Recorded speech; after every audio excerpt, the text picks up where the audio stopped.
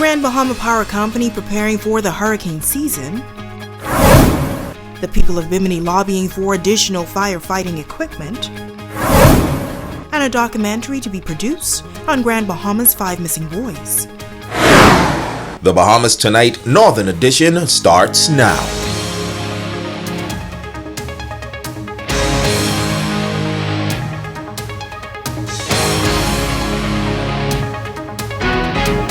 This is the Bahamas Tonight, the Northern Edition. Good evening, I'm Natalia Hall. Thank you so much for tuning in.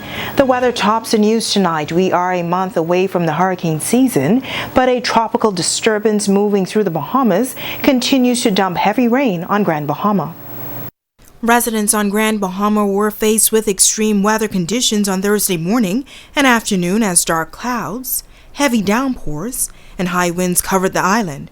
Chief Meteorologist Kirk James says the extreme weather conditions are due to a trough of low pressure. Some call it a disturbance. This actually moved out of the central Bahamas northwestward towards our area, the northwest Bahamas. Now this system has been out there for at least 3 days now and migrating slowly towards the northwest, so we're receiving the brunt of it today. Bimini and Grand Bahamas received the bulk of it, but the rain was pretty much widespread. There were numerous showers and thunderstorms. Some of them were strong, borderline severe. You would have seen our head office in Nassau would have issued some severe warnings because the potential was there for some of these to develop into severe thunderstorms and possible tornadoes. We had a few water spouts out there, but a whole lot of rain, mostly rain. He says tonight the weather is expected to be the same, but looking ahead for the rest of the week, the trough that's to the west of Grand Bahama is moving away slowly. So we're looking for 40 to 50% rain chance tomorrow, which is Friday, and then down to 40% on Saturday, also 20 to 30% on Sunday. The trough, even if it gets away from us, because the flow is southeast to south, that's bringing up a lot of tropical moisture. So you have a good chance for showers and thunderstorms due to the moist, unstable atmosphere. James says residents should be careful. Well, certainly stay out of the water. There's no beaching water at all. Our beaches along the South Shore, and the winds have been out the southeast. 20 knots yesterday, 20 to 25 knots, 15 to 25 today, and going down to 15 to 20. So rough weather. Stay out of the outside. Better to be indoors, found indoors, because if you have any severe thunderstorm pop up, at least you'll be safe. Lightning strikes, funnel clouds, stay out of the water because of the funnel cloud and water spout potential.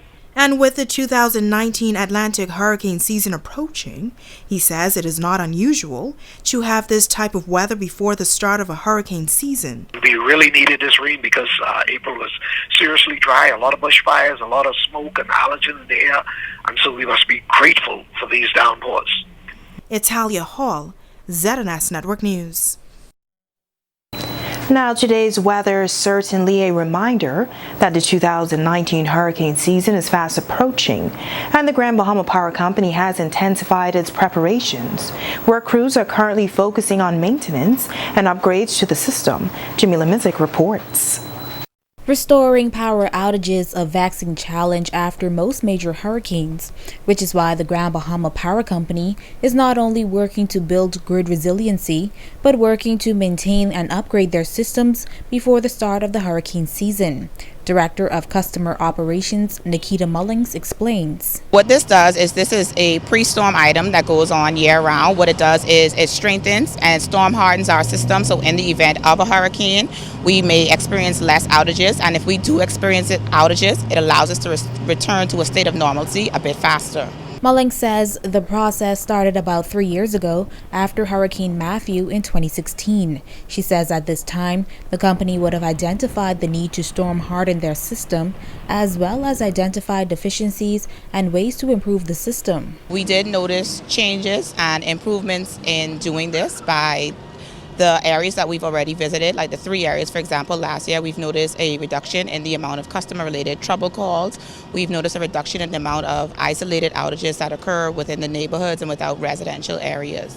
She says in the meantime, GBPC is working diligently to better serve their customers. We're currently in the area of Settlers Way, Frobisher, Hudson Estates, all the way up into Heritage. And so what customers can expect to see in the coming days is our crews in those areas working on repairing any deficiencies from the pole all the way into their homes. And what this would do is result in a reduction in the amount of trouble calls that they would notice within the isolated areas. Jamila Mizik, ZNS Network News. Now to news from Bimini tonight, where a prominent second homeowner and residents have joined forces to raise funds to purchase a second fire truck and a medical service vehicle for that island. Jay Philippe has the story. Late last year, during the month of November, North Bimini received a fire truck. This year, some locals, along with some homeowners, are attempting to bring another fire truck along with ambulance to the island of South Bimini to help with different situations here on the island. Our goal is to bring a full life safety package to the island of Bimini that we love so much. They've never had really a fire department to speak of, as well as other life safety forms like emergency medical services and that kind of thing. So our goal ultimately is to bring that whole package here. We acquired an ambulance, a 3,000-gallon water tanker, as well as another engine for the south side here in Bimini. So things are really progressing. The American homeowner, along with local volunteers, have been selling T-shirts to raise money to transport the items to Bimini.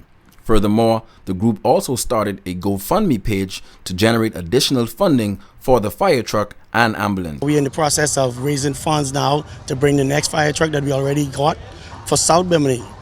And we have an ambulance also for the island of Bimini that was donated also.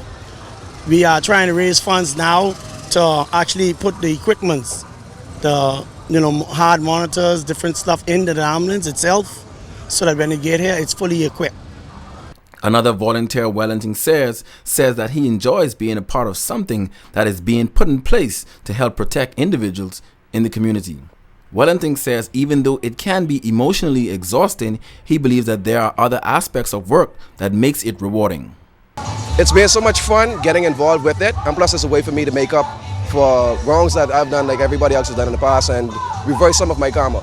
You know, it gives me the opportunity to save a life, and the second I do that, it's going to make me feel as if like my life has some real purpose to it, you know what I'm saying? And for young people like me, it's not too much opportunities that arise, you know, so whenever we see opportunities like this, some way we could actually do something for our community and make a change, you got to jump on it. You got to prance on it and don't let it escape. Again, the long-term goal is to generate enough funding so that both the ambulance and fire truck can be transported to South Bimini. I'm Jay Philippe, ZNS Network News. Switching gears now, 30-year-old Jerome Clark of Coral Reef Estate appearing before Magistrate Reagan Johnson yesterday on charges of arson and fraud. It is alleged that Clark intentionally and unlawfully set fire to a 7-room house in Coral Reef Estate in August of last year for the purpose of obtaining $100,000 in insurance funds from insurance management. Now, Clark pled not guilty to both counts and was remanded to the Bahamas Department of Corrections until June 13th, when a trial is set to begin. Don't go away, there's more news right after this break.